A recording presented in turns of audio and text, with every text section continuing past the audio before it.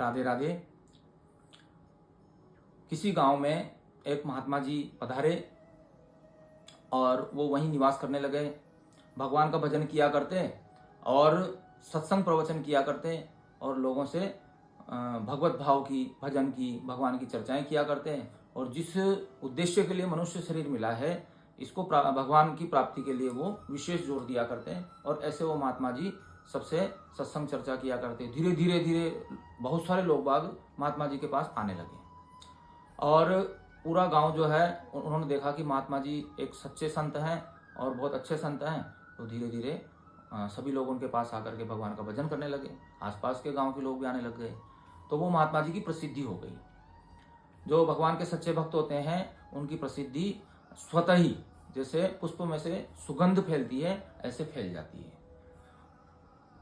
उसी समय एक कलेक्टर साहब, अधिकारी जी वहां गांव में आए। तो सब लोग उनके स्वागत के लिए पहुंचे। अब उन कलेक्टर साहब की ये विशेषता थी कि वो उसी गांव के निवासी थे। वहीं से पढ़ लिख करके वो उसी क्षेत्र के कलेक्टर साहब बन गए। तो सब लोगों को बड़ी प्रसन्नता हुई, गांव के लोगों को। वो सब उनसे मिलने भेंट करने गए।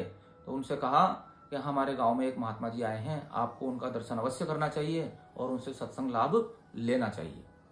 तो कलेक्टर साहब ने अपने व्यस्ततम समय में से उनके पास जाने के लिए समय निकाल लिया और वो महात्मा जी के पास चले गए।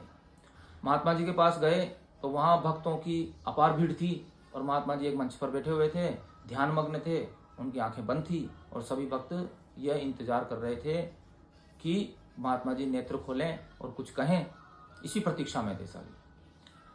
तो कलेक्टर साहब भी कुछ देर बैठे तो 5-10 मिनट समय ज़्यादा लगने लगा। तो उनको कहीं आगे व्यस्त कार्यक्रम था तो वो उठ करके जाने लगे। इतने में महात्मा जी ने नेत्र खोल दिए और नेत्र खोल करके बोला कि भक्तों, भगवान नाम संकीर्तन करो। तो भगवान का नाम का संकीर्तन सभी करने लग गए, महात्मा जी भी करने लग गए और उनके पीछे भक्तजन भी करने लग गए। श्री राम जय राम जय जय राम, श्री राम जय राम जय जय राम, श्री राम जय राम जय जय राम, श्री राम जय राम जय जय राम। इस प्रकार से संकीर्तन अनवरत रूप से चलता रहा।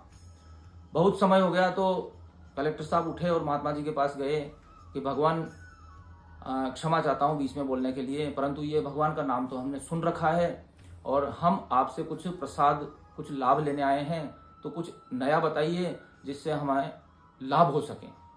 तो महात्मा जी ने एकदम से उनको देख करके और एकदम से कहा कि चुप गधे, बैठ जा। तो ऐसा कहते ही वहां सन्नाटा छा गया, सब स्तब्ध हो गए। कलेक्टर साहब भी स्तब्ध हो गए और किसी को ये अपेक्षा नहीं थी कि ऐसे उच्च कोटि के जो महात्मा हैं वो ऐसा कह सकते हैं, ऐसा व्यवहार कर सकते हैं। उनके साथ में कुछ अधिकारी थे तो उन्होंने कहा कि महात्मा जी को हम पकड़ लें क्योंकि ये अपमान है, राजकार्य में बाधा है। तो उन्होंने मना कर दिया। अब वो कलेक्टर साहब जाने लगे तो महात्मा जी ने कहा कि रुको कलेक्टर साहब, मेरा आपका अपमान करने का कोई प्रयोजन नहीं था। मेरे मन में ऐसे भाव नहीं है कि मैं आपका अपमान करूं। केवल आपने ये कहा ना कि ये तो हमने सुन रखा है, भगवान के नाम को मैं जानता हूँ, मैं भगवान को जानता हूँ। तो न तो आप भगवान के नाम को जानते हैं और न भगवान को जानते हैं। आप की बुद्धि संसार में स्थित है, आप संसार को विशेष रूप से जानते हैं, भगवान को नहीं जानते हैं। तभी तो गधा शब्द कहने पर आपको भीतर में क्रोध उत्पन्न हुआ जो आपके मुखमंडल पर दिख रहा था। और ये स्वाभाविक है, ये सभी को होगा। भगवान को आप नहीं जानते।